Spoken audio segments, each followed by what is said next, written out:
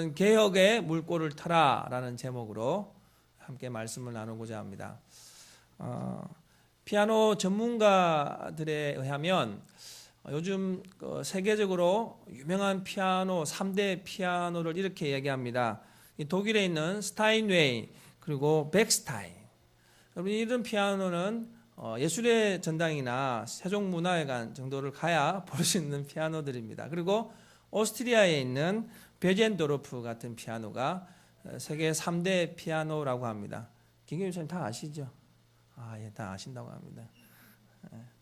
뭐 우리나라 영창 피아노도 아주 좋은 피아노라고 하더라고요. 그리고 뭐 야마하 피아노, 우리 교회 피아노가 야마하 피아노인데요. 그런데 여러분, 20세기 초까지만 해도 스타인웨이, 백스타인, 베젠도르프보다 더 유명한 피아노가 있었어요. 그 피아노가 뭐냐면 브로드우드라는 피아노입니다. 영국의 브로드우드라는 피아노인데 1738년에 그 존 브로드우드라는 이 사람이 직접 자신이 이 피아노를 제작을 했습니다. 그 손으로 제작하는 전통을 계속 이어오다 보니까 영국 왕실에까지 고정적으로 그 존 브로드우드 피아노가 계속 공급되어졌죠. 여러분, 근데 이 피아노가 영국 왕실에 들어가서 유명하기도 하겠지만 더 유명한 이유가 있어요. 그 이유가 뭐냐면 이 피아노가 베토벤, 쇼팽, 리스트라고 하는 피아노의 거장들이 이 피아노를 사용했다는 거예요. 지금 이 하시는 분들은 이제 바보 도통하는 소리를 하는 거예요. 브로드우드 피아노. 그런데 여러분, 이 피아노가 20세기 초에 265년의 이 장구한 역사를 뒤로하고 역사적 뒤안길로 사라져 버립니다. 왜 갑자기 브로드우드 피아노가 사라졌을까? 19세기 후반에 이르러서는요, 영국이나 유럽의 이 상류 계층에 이 피아노가 필수품이 되었습니다. 그러니까 자기가 내가 상류 계층이다, 상류층이다 생각하면 피아노 한 대는 가지고 있어야 했던 것이죠. 그러다 보니까 피아노 수요가 굉장히 많이 늘었어요. 영국에만 해도요, 피아노 제조업체가 360개 정도 되었다고 합니다. 그런데 20세기로 들어오면서 설상가상으로 세계적인 제조 강국들이 등장하는데요. 뭐 독일이나 미국 같은 제조업체들이 이 피아노 제조에 막 뛰어들기 시작합니다. 그런데 이렇게 엄청난 이 무주공산 같은 이 경쟁에 있어서 이 브로드우드는요, 몇백 년 전에 그 방법을 그대로 고수하고 있었던 것이죠. 시대가 막 끊임없이 변하고 있는데 계속해서 자신의 흐름을 잃지도 못하고 재래식 방식을 고수하다가 이 재정적인 압박 때문에 결국에는 도산하고 말았던 것이죠. 3세기에 가까운 이 유구한 역사와 전통을 자랑하는 브로드우드를 보면서 우리가 한 가지 깨닫는 것이 있습니다. 그것이 뭐냐면 여러분, 세상은 항상 끊임없이 변화하는데 그 변화에 적응하지 못하면 존재의 지속성을 이어갈 수 없다라는 거예요.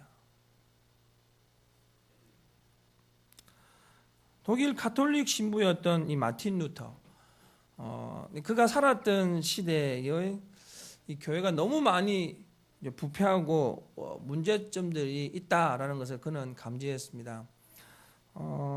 그는 그런 교회의 불의와 부패를 참지 못해서 1517년 10월 31일이죠. 독일에 있는 미텐베르그라고 하는 곳에 그 성당 앞문에 교회의 문제점들과 신학적인 문제점들을 95개 조항의 반박문으로 해서 이렇게 방을 붙입니다. 저도 이제 그 미텐베르그 성당을 가봤는데요. 그 미텐베르그 성당에 이런 방을 붙임을 통해서 이 가톨릭 교회의 개혁의 물꼬를 트기 시작한 것이죠. 여러분, 이것을 일명 종교개혁이라고 합니다. 종교개혁. 이 일로 인해서 이제 가톨릭 교회와 개신교회가 나누어지고 루터의 종교개혁으로 인해서 개신교회가 탄생하게 됩니다. 이 개신교회들은 이제 이날을 기념해서 매월 10월 마지막 주일은 종교개혁 기념주일로 지키고 있습니다.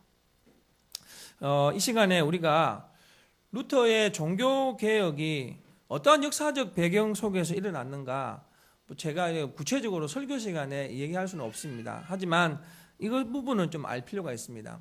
이 서방의 이 가톨릭 교회가 계속해서 승승장구를 하다가 13세기에 들어가면서 급속하게 내리막길을 걷게 됩니다.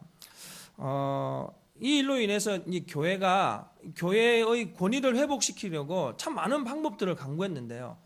여러분, 여기서 치명적인 문제점을 드러냅니다. 그것이 뭐냐면, 이 교황청에서 어떤 방법을 강구했냐면, 안타깝게도 그들이 이 교회의 권위를 회복시킬 수 있는 방법을 폐쇄적이고 수직적인 성직 체계를 강화시켰던 거예요. 여러분, 폐쇄적이고 수직적인 체제, 말만 들어도 꽉 막힌 느낌이 들지 않습니까? 폐쇄적이고 수직적인 성직 체제를 강화시키니까, 여러분 생각해 보세요. 폐쇄시키니까 드러나는 것이 없어요. 뭘 하는지 드러나지 않는 거예요. 드러나지 않으니까 그들의 부패와 타락이 얼마나 깊어졌겠습니까? 심지어는 그 교황에게는 공식적으로 나와 있지는 않지만 자녀가 뒤에서 뭐 3남 1녀, 3남 6녀 뭐 이런 식으로 해서 자녀가 있었어요. 여러분 잘 아시죠? 수도원이 왜 생겼습니까? 그 수사들과 신부들의 아이들을 키우기 위해서 이 고아원이 생길 정도를 보면 엄청난 부패와 이 타락이 그 속에 있었던 것을 알 수 있습니다. 이 최고의 수장이었던 교황청은요, 이렇게 부패하고 타락하고 있음에도 불구하고 시대 정신을 전혀 읽지 않았어요. 왜? 피부에 와닿지 않으니까요. 시대 정신을 바라보기는커녕 끊임없이 자신의 배에만 관심을 가졌고요, 교황청 안에서만 해도 사치와 안일이 넘쳐났다는 것이죠.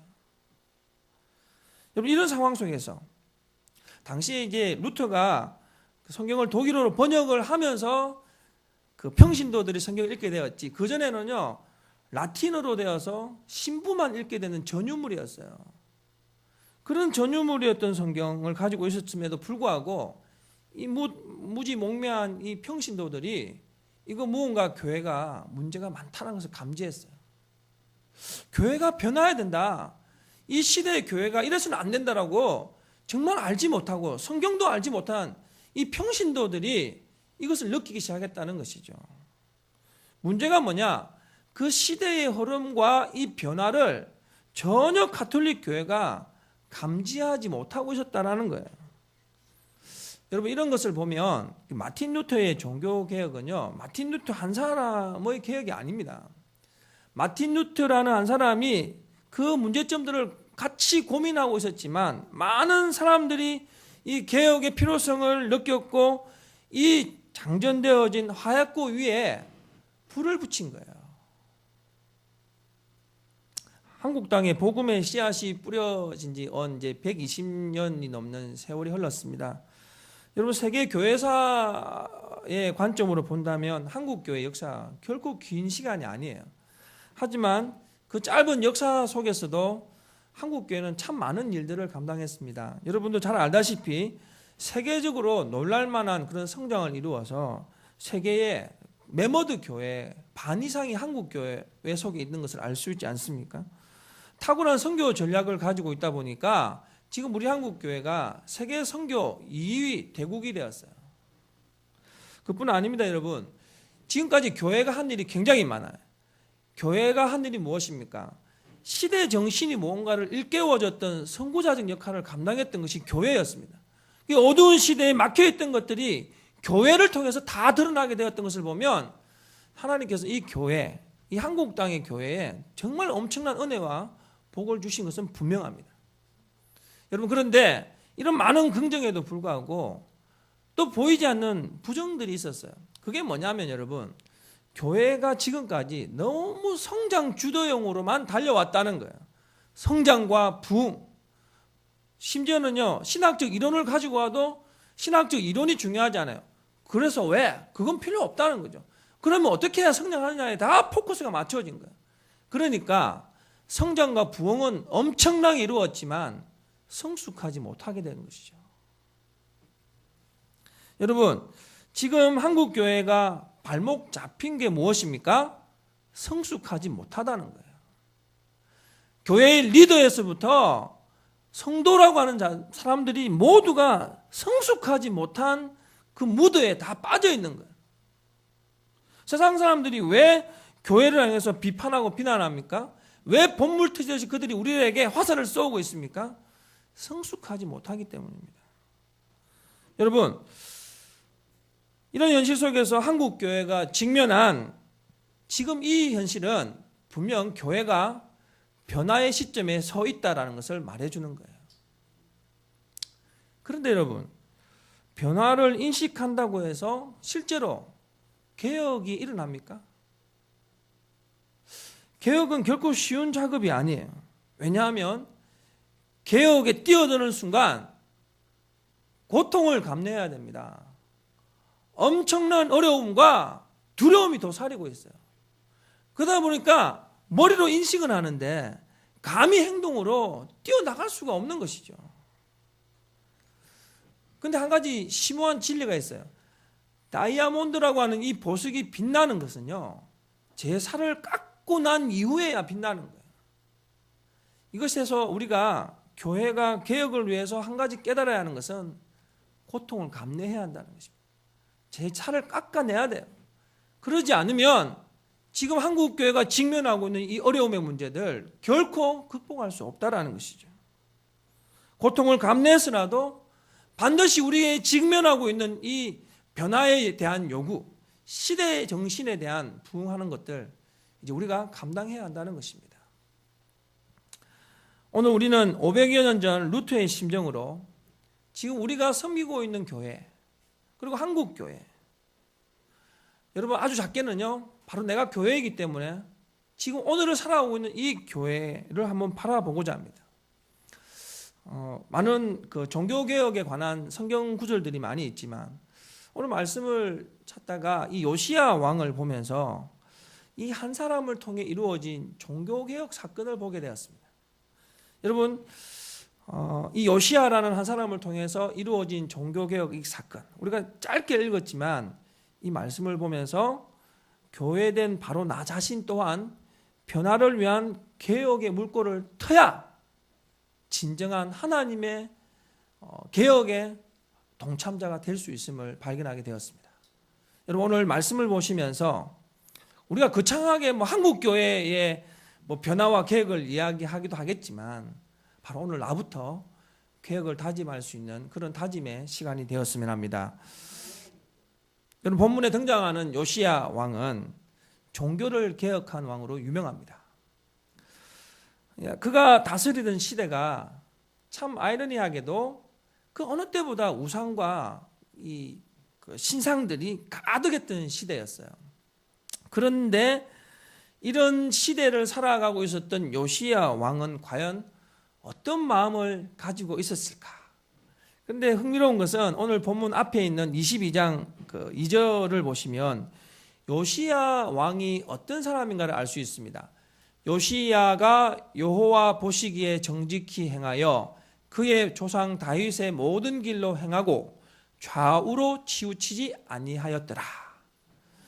여러분, 이 요시야 왕은 우상과 신상들로 가득한 이 시대를 그럼에도 불구하고 하나님 보시기에 정직하게 서서 좌우로 흔들리지 아니하는 그런 올곧은 마음으로 하나님을 바라보고 있었던 거예요.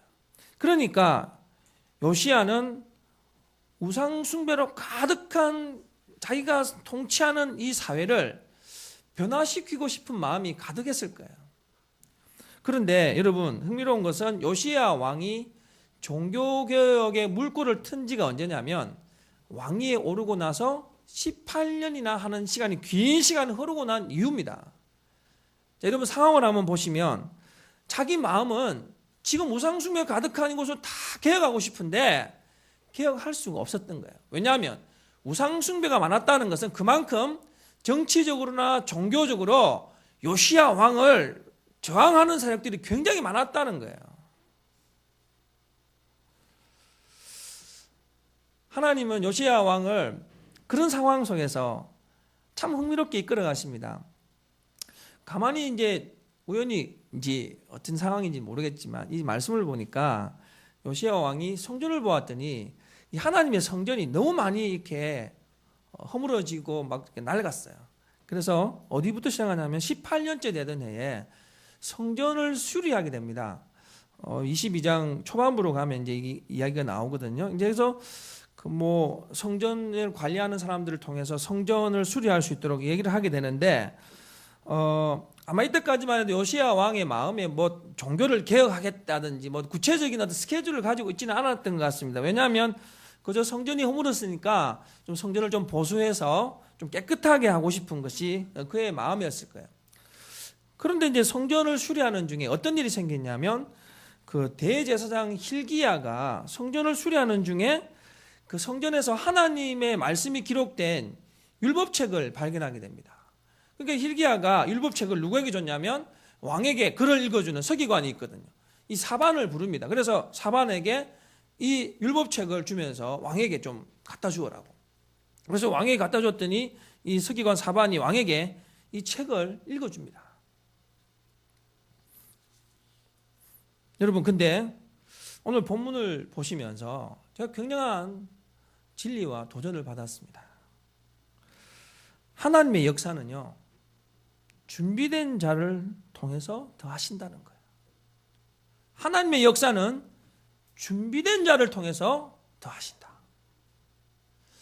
얼마 전에 그 로또 당첨된 분들 조사를 해봤더니 흥미로운 것은 로또 1등에 당첨된 70% 이상이 패가 망신했답니다. 얼마 전 여러분 인터넷에서 보신 분도 알겠지만 250억 가까이 되는 돈을 그 로또 당첨돼서 가져온 사람이 오히려 사기죄로 잡혀 들어간 거예요. 여러분, 이건 우리에게 무엇을 말합니까? 그냥 갑자기 무언가가 주어지면 다 이루어진다는 것이 아니라는 거예요. 요시야 왕을 한번 보십시오. 요시야 왕이 당장에 갑자기 하나님 말씀을 듣고 감동받았습니까? 아닙니다. 그는 22장 22절에 보신 말씀처럼 늘 하나님 앞에 정직하게 서서 하나님, 내가 어떻게 하면 하나님을 기쁘게 할 수 있겠습니까? 늘 고민했던 왕이에요. 그렇게 자기에게 통치자의 자리에서 하나님 앞에 깨어있으려고 부단히 노력하니까 하나님이 때가 되어서 정말 예기치도 않은 한 사람을 통해서 하나님 율법책을 읽어주게 하셨고 하나님의 영이 그를 감동시켰던 거예요. 여러분, 그렇게 하나님 말씀이 주어지니까 그가 한 행동이 바로 11절에 나와 있습니다. 11절 말씀 같이 한번 읽겠습니다. 왕이 율법책의 말을 듣자 곧 그의 옷을 찢으니라. 아멘. 얼마나 통쾌했겠습니까? 내가 지금 하고 있는 행동이 잘한 것일까? 내가 이걸 과연 할 수 있을까? 늘 고민만 하고 있었던 그에게 하나님은요, 전국을 찌르신 거예요. 그러면 이 말씀을 듣자마자 그는 하나님, 제가 잘못했습니다. 그리고 옷을 찢고 하나님에게 통해 자복하는 눈물을 흘렸던 거죠. 그런데 왕은 자신만 그렇게 한 게 아니에요. 백성들 모두 불러놓고 하나님의 율법책을 읽어주기 시작한 것입니다. 여러분, 요시야는 하나님의 말씀을 듣는 그 순간부터 본격적인 종교개혁의 물꼬를 텄던 것입니다. 한 가지 진한 진리가 여기서 깨달아지죠. 성전 수리도 중요합니다. 더 중요한 것은 하나님 말씀 듣는 것이 더 중요하다는 거예요. 여러분, 허물어진 성전을 수리하고 좋은 집을 짓는 것, 이것도 개혁의 한 일환입니다. 좋은 시스템을 가지고 오고 또 무언가 새롭게 꾸미는 것, 개혁의 한 방편일 수도 있습니다. 하지만 그것들은요, 개혁의 사이드예요. 개혁의 진정한 물꼬를 틀 수 있는 것은 하나님의 말씀에서부터 시작된다는 것입니다. 다시 말하면 진정한 교회와 성도의 변화와 개혁은 하나님의 말씀으로부터 시작되어야 한다는 거예요. 오늘 한국 교회가 완성해야 할 종교개혁, 제2의 종교개혁은 인간이 보기에 좋은 개혁이 아니라 하나님이 보시기에 좋은, 하나님이 인정하실 만한 그런 계획을 단행해야 합니다. 사도 바울이 갈라디아서 1장 10절에서 이런 말을 합니다. 이제 내가 사람들에게 좋게 하랴, 하나님께 좋게 하랴, 사람들에게 기쁨을 구하랴, 내가 지금까지 사람들의 기쁨을 구하였다면 그리스도의 종이 아니니라. 여러분, 이 말씀이 우리에게 무슨 질문을 던집니까? 여러분은 과연 사람을 좋게 하며 살았습니까? 하나님을 좋게 하며 살았습니까? 라고 묻고 있지 않습니까? 여러분은 과연 여러분에게 주어진 이 신앙, 이 믿음을 가지고 여러분의 삶의 자리에서 어떤 모습으로 살았는가를 되돌아보게 하고 있는 거예요. 여러분은 과연 여러분이 가지고 있는 믿음을 가지고 하나님을 좋게 했는지, 아니면 이 믿음을 가지고 명분상 살아왔는지 우리에게 한번 물어보고 있는 거예요. 여러분, 올바른 개혁, 이 개혁은 하나님의 말씀의 기초 위에 섰을 때에 진정한 개혁의 물꼬를 틀 수 있다라는 것입니다. 1521년 4월에 마틴 루터는요, 이 보름스라는 동네에서 국회가 열립니다. 가톨릭 교회 국회죠. 이게 보름스 국회에 출두 명령을 받습니다. 제가 독일의 마인츠에서 살았는데요. 마인츠에서 한 30분 정도 가면 보름스가 있습니다. 보름스에 가면 그 루터가 출두 명령을 받고 이렇게 심판대에 서게 되어 있는 그 곳이 있거든요. 그런데 그 보름스 국회에 파송되었던 이 교황의 사절이 알레안더라는 사람입니다. 이 알레안더가요, 루터에게 이런 말을 합니다. 루터야, 황제와 국회 앞에서 그간 네가 지금까지 했던 말들, 그리고 책들 모두 다 철회해라. 그러면 용서해 주겠다. 이렇게 말합니다. 근데 루터가 이 말을 듣고 하루 동안 고민합니다. 그리고 그 고민하고 나서 남긴 말이 굉장히 유명한 말입니다. 뭐 저기에 이제 나와 있지만 다 읽을 수는 없겠지만, 황제 폐하와 군주 각하들께서 간단한 대답을 요구하시기 때문에, 여기 보면 루터가 굉장히 의협심이 강한 사람이 알 수 있습니다. 저는 뿔로 치받거나 이를 드러내지 않는 방식으로 답변하고자 합니다. 제가 성경의 증언이나 분명한 이성에 의해 확신한 것이 아니라면 저는 제가 인용한 성경에 의해 구속을 받으며 저의 양심은 하나님의 말씀에 사로잡혀 있습니다. 저는 양심에 반하는 것은 안전하지도 않으며 옳지도 않기 때문에 그 어떤 것도 철회할 수 없고 철회하지도 않을 것입니다. 그러면서 이렇게 말합니다. 하나님이시여 저를 도와주옵소서. 아멘. 여러분, 루터가 말하는 양심이 하나님 앞에서의 양심이에요. 하나님 앞에서의 양심. 말씀에 사로잡힌 양심을 말하고 있는 거예요. 인간 교황의 권위도 수백 년, 수천 년이 흘렀던 로마 가톨릭의 전통도 말씀에 사로잡혀 있는 루터를 변화시킬 수 없었던 것입니다.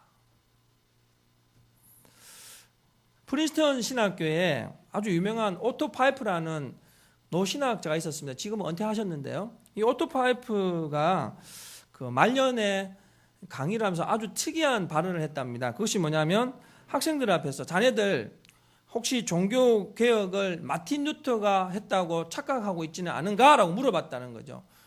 여러분 아다시피 종교개혁을 마틴 루터가 하지 않았습니까? 근데 그 오토 파이프가 질문하니까 학생들이 귀가 쏠깃해져서 계속해서 노 교수의 말에 집중합니다.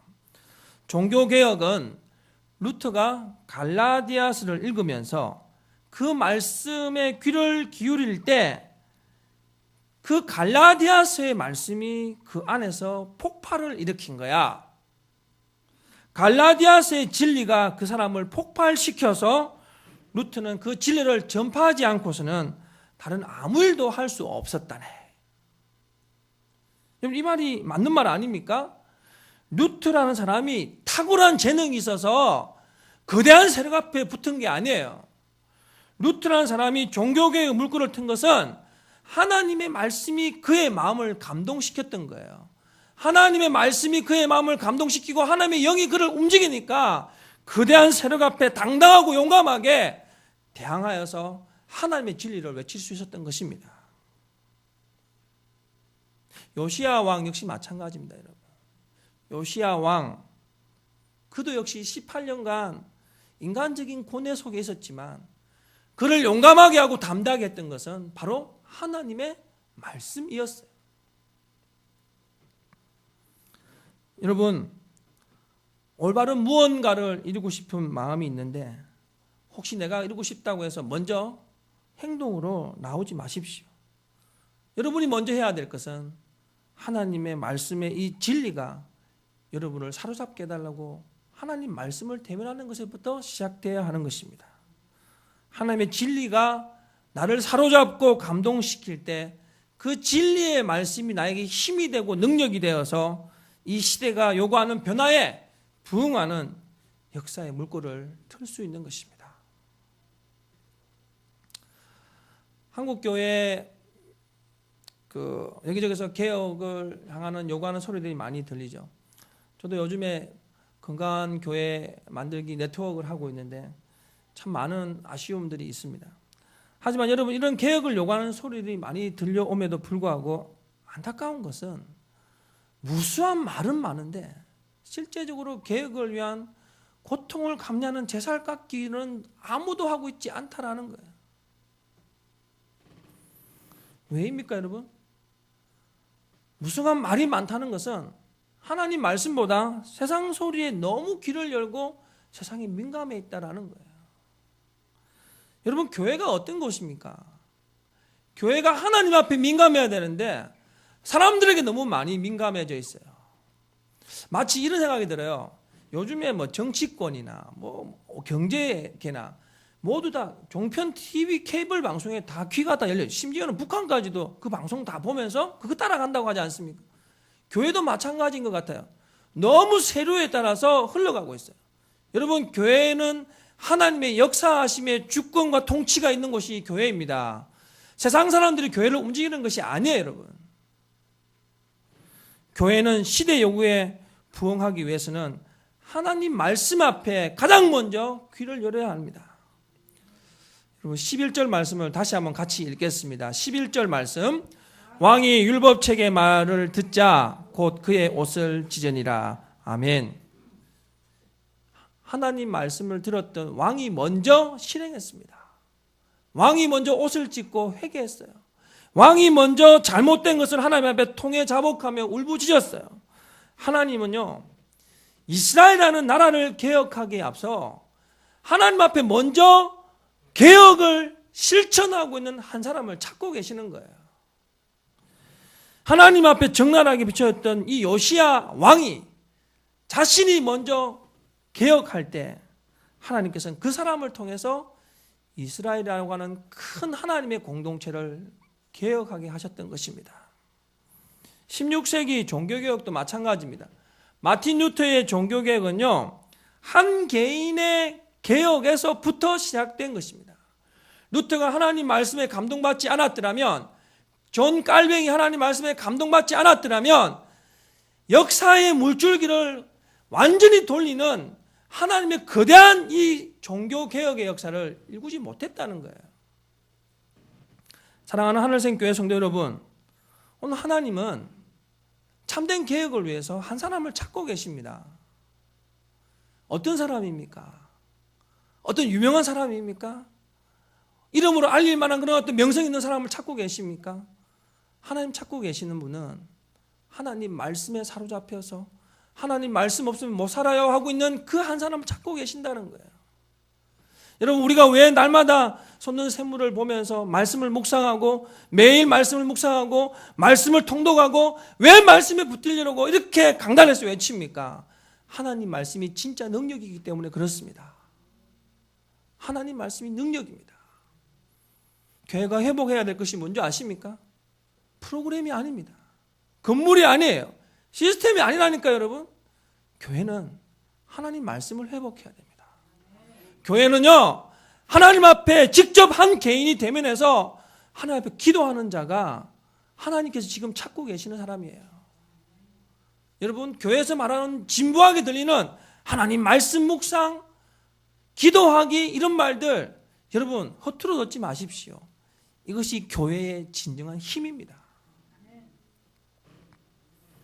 하나님은 지금도 하나님 말씀과 기도로 무장되어 진리 안에 붙들리는 한 사람을 찾고 계십니다. 500년 전 루터와 깔뱅이 그랬고, 훨씬 넘어서 요시야 왕이 그랬어요. 하나님은 바로 그 사람을 찾고 계신 거예요. 사랑하는 성도 여러분, 우리 거창하게 뭐 한국교회 개혁이나 뭐 교회 개혁에 대해서 우리 말만 떠들지 맙시다. 오늘 우리가 해야 할 일은 무엇입니까? 진정한 개혁의 물건은 나 한 사람이 하나님의 진리에 사로잡히고 감동되어서 나 한 사람이 먼저 하나님 앞에 통회자복하고 하나님, 내가 하나님 말씀대로 살겠습니다, 순종으로 나아가는 이 한 사람을 찾고 계신다는 거예요. 우리 하늘생 교회가 그런 성도들이 되었으면 좋겠습니다. 교회의 어떤 외형적인 모습이나 어떤 규모의 혈안이 되어서 자꾸 비교하고 그러는 것이 아니라 나 한 사람이 하나님 앞에 성숙한 모습으로 서서 나아갈 때, 이것이 진정한 교회됨의 모습이에요. 우리 하늘생 교회가 이런 교회가 되었으면 좋겠습니다. 종교개혁의 물꼬를 터라, 개혁의 물꼬를 터라. 바로 여러분부터 이 개혁의, 이 변화의 물꼬를 터는 귀한 은혜의 사람들이 되셔서 정말 하나님께서 요구하시는 하나님의 귀한 동력자들 되시길 주님의 이름으로 축원드립니다.